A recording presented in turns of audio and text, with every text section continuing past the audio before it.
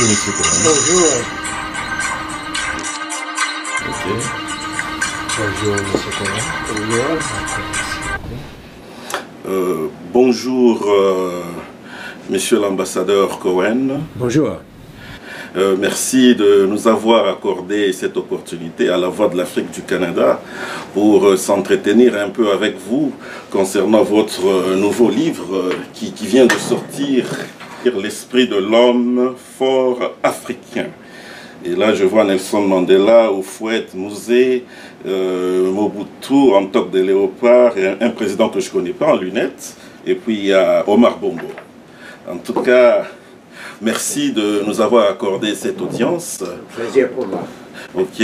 On aimerait commencer par votre livre, premièrement. Est-ce que vous pouvez nous dire un peu de quoi il s'agit dans ce livre? Pendant ma carrière comme diplomate de 38 ans, j'ai voyagé beaucoup en Afrique. J'étais à 5 ambassades américaines en Afrique. Donc, j'ai connu beaucoup de chefs d'État, surtout de la première génération et deuxième génération. Et j'ai eu beaucoup de conversations avec eux, tête à tête. Et j'ai décidé d'écrire sur ces gens-là parce que c'est grâce à eux que l'Afrique est dans un état comme il est maintenant, difficultés économiques, etc. Et je crois que des bouches de ces hommes, on peut mieux comprendre l'Afrique. Et qu'est-ce qui vous a amené à aller en Afrique? Vous êtes américain, vous étiez probablement très jeune. Pourquoi l'Afrique? J'ai commencé ma carrière juste au moment quand les pays africains devenaient indépendants. Et j'ai dit, ça peut être très intéressant de voir comment ça va évoluer. Et j'ai opté pour avoir une carrière en Afrique. J'ai pas de regrets, ça m'a fait beaucoup de plaisir. Ah oui, c'est très très intéressant. Et quel est votre bilan final sur l'Afrique que vous avez vu dès l'indépendance jusqu'à actuellement? Je crois que les gens, les populations ont beaucoup d'énergie. Ils sont très entreprenants. Avec un bon leadership, l'Afrique peut devenir très riche, très important. Je crois que les premiers dirigeants ont eu des mauvais conseils. C'est-à-dire, à l'époque, en 1960, l'Angleterre et la France étaient des pays socialistes. Donc, ils ont conseillé aux chefs d'État africains, il faut tout nationaliser. Il faut que toutes les industries sont de l'État. Et ils ont suivi ce conseil, mais c'était une erreur. Toutes ces industries ont commencé à perdre de l'argent parce qu'ils ont voulu faire de l'emploi. Donc ils ont embauché trop de monde.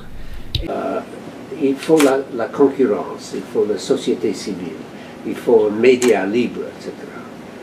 Mais maintenant ça change, je crois. Il y a une nouvelle génération qui arrive, les gens comme Macky Sall, par exemple. Et je crois qu'ils vont tout changer. Et aussi, ils avaient des difficultés avec les ventes à l'étranger, les prix changeaient beaucoup. Et finalement, ils ont inventé le système politique du parti unique africain, et je crois que ça s'est tombé dans la corruption. C'est très mauvais d'avoir un seul parti.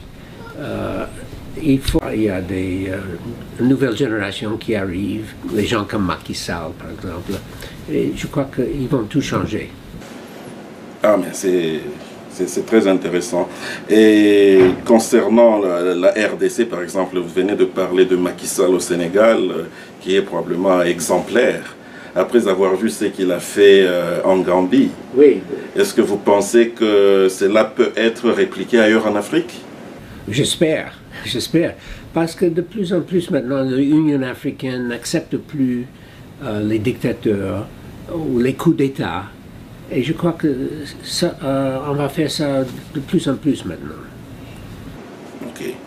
Et concernant la RDC, dont vous connaissez très très bien, et vous en êtes devenu même un spécialiste, parce que récemment, je vous ai suivi sur RFI en train de parler sur la RDC et avec d'autres journalistes du Congo qui viennent régulièrement vous poser des questions ou avoir un peu une idée de ce qui se passe dans la tête des gouvernants américains.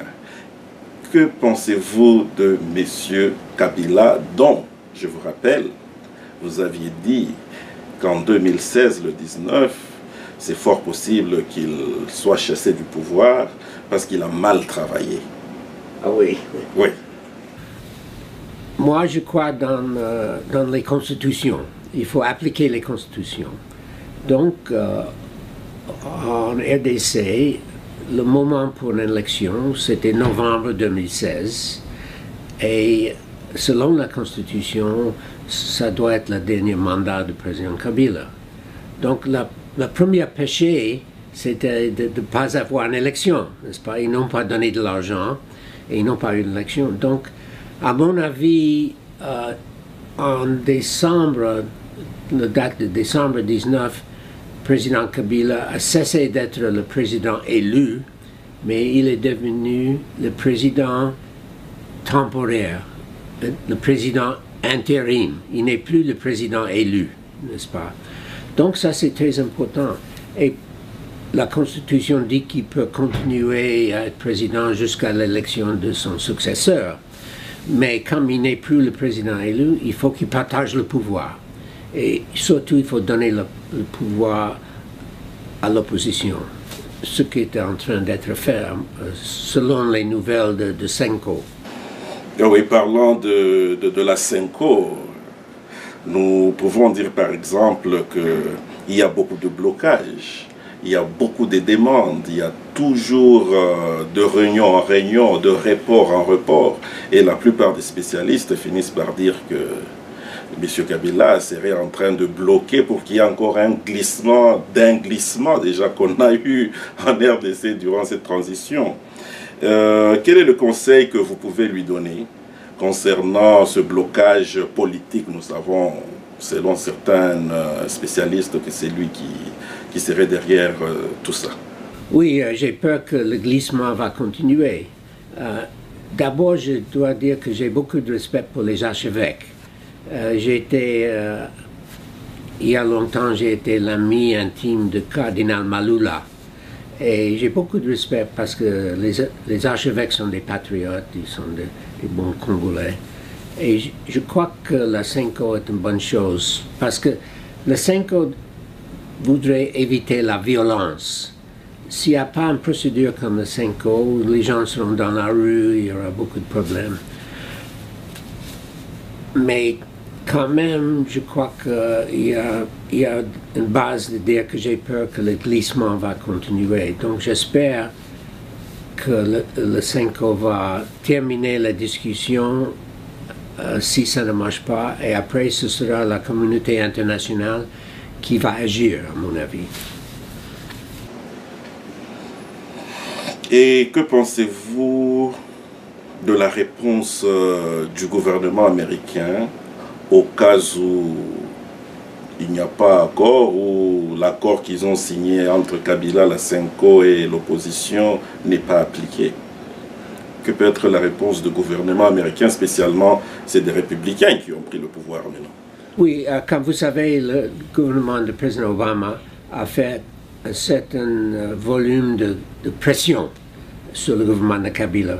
Ils ont mis des sanctions contre 4 individus, dont le ministre Bochab, le chef de ANR et d'autres. Donc, le gouvernement d'Obama était vraiment très dur contre Kabila. Donc, on peut poser la question, maintenant, est-ce que le gouvernement de Trump va changer? Et à mon avis, le gouvernement ne va pas changer. Pourquoi je dis ça? L'autre soir, j'ai vu le président de la commission sur les affaires étrangères de la Chambre des États-Unis, M. Royce de Californie. Et lui m'a dit, je vais continuer la même politique, faire pression sur Kabila, qui termine son mandat et s'en aille. Et lui est très puissant, parce que c'est un républicain, et il peut parler avec M. Trump n'importe quand, tous les jours. Il dit, nous allons continuer la même pression. Et c'est la même chose pour le président de la sous-commission sur l'Afrique, M. Smith, qui vient de New Jersey. Lui est très dur avec ce problème. Et aussi, les sénateurs et les députés démocrates ont le même avis.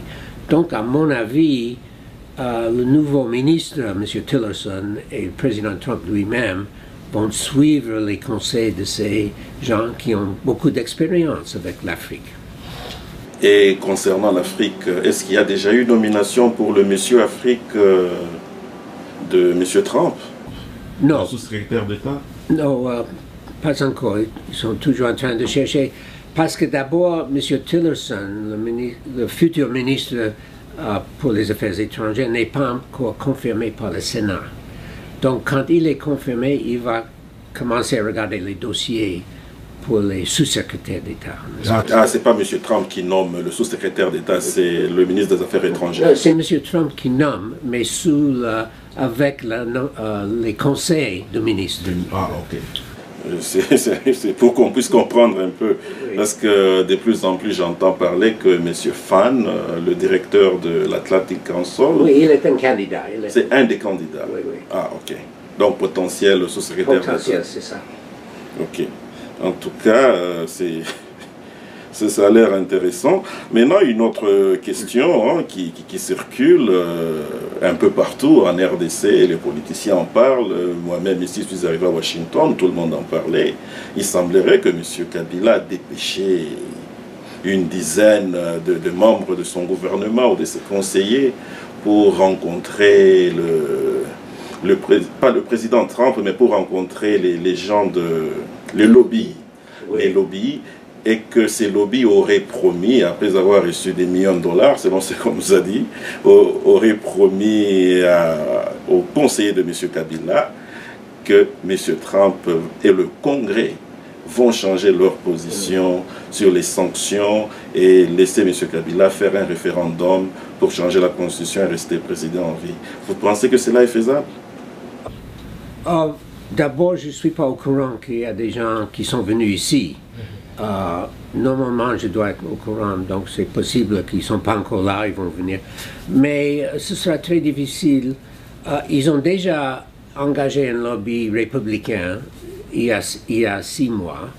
Ils ont payé 850 000 dollars et ça n'a rien donné, malgré le fait que le Congrès est contrôlé par les républicains, même sous Obama, c'était républicain.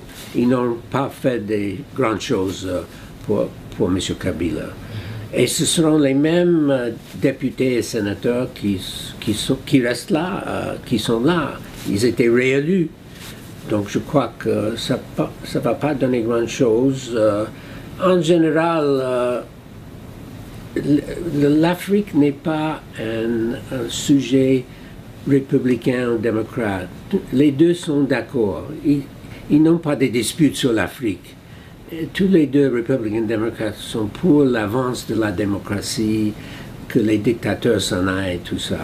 Donc je crois qu'ils n'auront pas beaucoup de chance avec un lobby. Eh bien, c'est intéressant. Et que pensez-vous de M. Mende, le ministre de l'Information de M. Kabila, qui aujourd'hui, j'ai lu sur Internet, sur un site web, où il demande à M. Trump, le nouveau président élu des États-Unis, de ne pas s'ingérer, en fait il le met en garde, de ne pas s'ingérer dans les affaires de la RDC.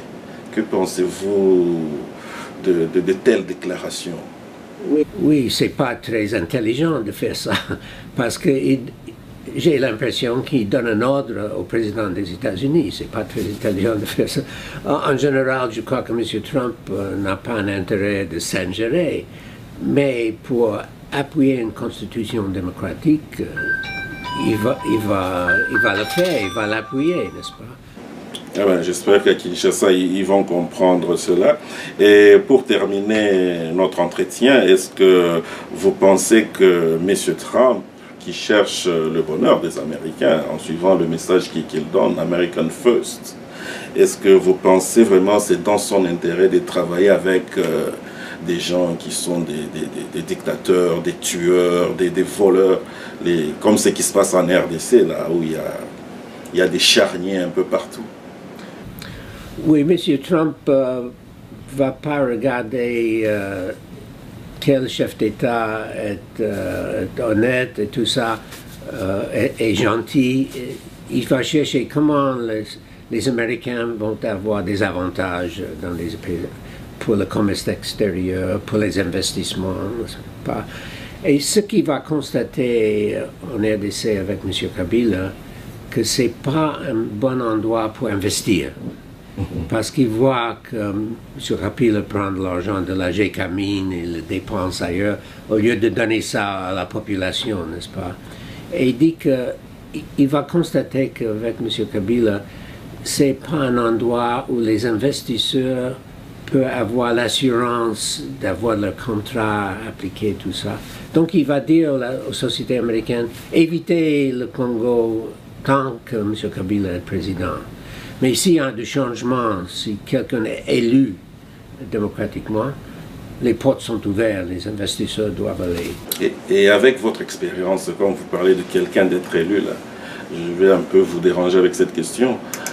Qui pensez-vous peut être président de la RDC après tout le monde qui a défilé, après tout ce qui s'est passé? Et nous sommes maintenant en transition. Théoriquement, il y aura élection en 2017 ou glissement. Qui pensez-vous peut être président? Oh, écoutez, c'est pas moi qui va choisir votre président. Selon l'expérience, vous avez connu des hommes forts en Afrique. Et maintenant, bon, il y a des gens qui militent, je ne parle pas de l'Afrique, mais de la RDC. Oui. Parmi tous ces gens qui déclarent être président ou qui cherchent à être président. Oui, je ne connais pas tout le monde qui sont présidentiables au Congo parce que je n'ai pas voyagé là-bas. Mais je connais plusieurs candidats que je respecte. Par exemple, M. Matangulu, il habitait ici longtemps, je l'ai connu. C'est un professionnel, un homme qui connaît très bien les finances. M. Katumbi est venu ici quelquefois pour l'Atlantic Council. C'est un homme d'affaires réussi, il est très intelligent, j'ai beaucoup de respect pour lui. M. Kamere est venu ici, il a fait des discours devant les universités, il est très bien à mon avis. M. Bemba qui est en prison, je l'ai connu quand il était vice-président, M. Bemba, et je crois qu'il avait un très bon discours, il est très raisonnable. Donc le présidentiable ne manque pas au Congo. Mais qu'est-ce qui manque? Il faut l'honnêteté, le sens de la démocratie. Et il y a pas mal de bons Congolais. Et un conseil à M. Kabila? J'ai travaillé avec son père. J'avais du respect pour son père parce qu'il voulait faire de bonnes choses pour le Congo. Mais M. Kabila a déçu parce que j'ai constaté, selon les journaux, des gens qui ont parlé, par exemple, il a pris l'argent de la GECAMINE et il a dépensé ça pour acheter des choses pour lui et sa famille. C'est pas bien ça, parce que l'argent de la GECAMINE appartient au peuple congolais. Et je ne vois pas beaucoup d'avance sur l'économie. Par exemple, entre 2005 et 2011, le prix du cuivre était le plus haut d'histoire. C'était 5 $ la livre, pas de tonne, la livre.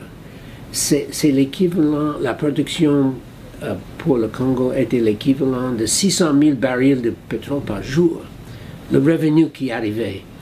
Mais je n'ai pas vu beaucoup d'avance sur le plan économique. Les gens sont aussi pauvres qu'avant, n'est-ce pas? Donc il y a quelque chose qui ne va pas dans la gestion, dans la gouvernance de M. Kabila. Et que peut être la solution finale s'il ne respecte pas l'accord, il refuse de quitter les élections, de quitter le pouvoir et qu'on n'organise même pas les élections?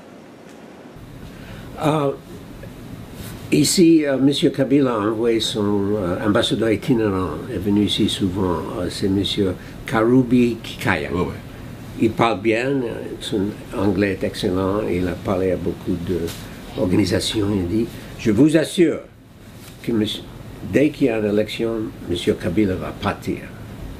Donc, j'espère qu'il n'a pas menti. Et donc, beaucoup d'Américains ont écouté, ils ont dit, bon, d'accord, très bien. Donc, si tout change, s'il n'y a pas d'élection, si les codes de 5 ans ne sont pas appliqués, si la Constitution est violée, donc il y aura des problèmes. La communauté internationale va être très dure avec ça. Et pas seulement les États-Unis, l'Union européenne, la France, l'Angleterre. Donc, il y aura des sanctions très, très lourdes, je crois. Ok, on dirait qu'il a une question. Oui, en anglais ou... Oui, c'est toujours en français. Monsieur Cohen, je suis très content aujourd'hui de vous voir. J'ai quelques questions de vous poser. Si aujourd'hui M. Kabila ne quitte pas le pouvoir, quel est le plan des Américains pour le futur de l'Afrique? Parce de que la RDC. De la RDC et de l'Afrique aussi. C'est l'Afrique centrale. Parce qu'on a beaucoup de pays asiatiques, comme les Chinois, qui sont déjà au terrain, fait n'importe quoi. Ça doit cheater la puissance des Américains. Quelle est votre idée, quelle est votre réponse de cette transition des Chinois dans le Congo à partir du gouvernement de Kabila? En ce qui concerne les Chinois, l'Amérique ne voit pas les Chinois comme une menace pour les Américains. Les Chinois font des infrastructures. En échange, ils ont des matières premières. C'est ça qui compte. Les Chinois n'ont pas d'idée pour la politique. Si le pays est un dictateur, si c'est démocratique, ça ne le regarde pas. Tout ce qu'ils veulent, c'est l'échange d'infrastructures contre matières premières. 60 000 barils par jour, je vous fais une route, c'est comme ça. Ce n'est pas une menace pour les États-Unis, mais c'est un problème pour les Africains. Parce que d'abord, ils prêtent de l'argent et donc les Africains s'endettent. Ils ont des difficultés pour rembourser. Et deuxièmement, le travail pour l'infrastructure vont vers des sociétés d'État chinois. Et souvent, quelques sociétés ne sont pas de bonne qualité. Il y a des sociétés américaines maintenant qui gagnent de l'argent pour l'infrastructure que les Chinois ont fait, par exemple les aéroports. Après 3 ans, la piste de l'aéroport s'effondre. Donc ils appellent les sociétés américaines de réparer tout ça. Donc ce n'est pas un panacée, la Chine. La Chine n'est pas un panacée. Mais c'est dommage que la Chine n'insiste pas sur un système démocratique. Mais les Chinois ne donnent pas de charité. C'est toujours échange. C'est le troc avec les Chinois. Donc les Américains doivent suivre leur politique et les Chinois suivent leur politique. Oui, à cause de cela, je voudrais encore augmenter ça.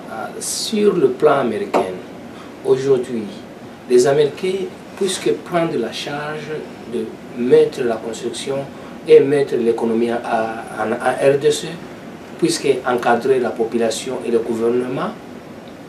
Je crois que si il y a un bon gouvernement au pouvoir, il faut commencer avec ça. Par exemple, aujourd'hui, M.